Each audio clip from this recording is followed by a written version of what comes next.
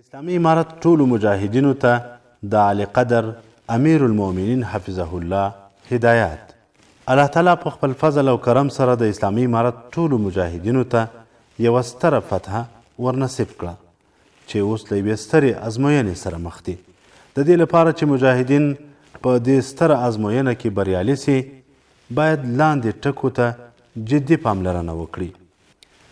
اول، ټول مجاهدین خپل نیتونه خالص لله فی الله وګرځوئ. دوهم، مشران او کشران ټول د تقوا په زینت سره خپل ځانونه ښایسته کړئ. دریم، د الله تعالی ډیر حمد ووایاست چې د مقدس جهاد په برکت او په خپل نصرت سره یې عظیمه فتحه در په برخه کړه.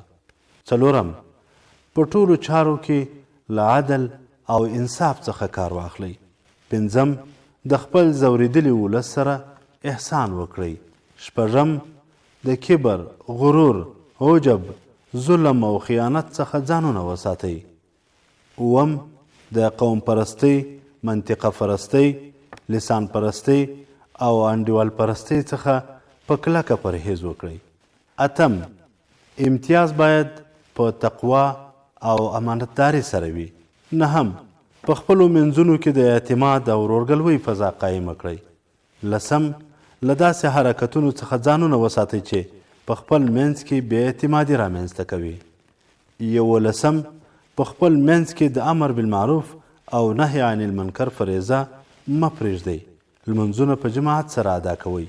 دولسم، په بیت المال کې د خیانت کولو څخه ځانونه وساتئ.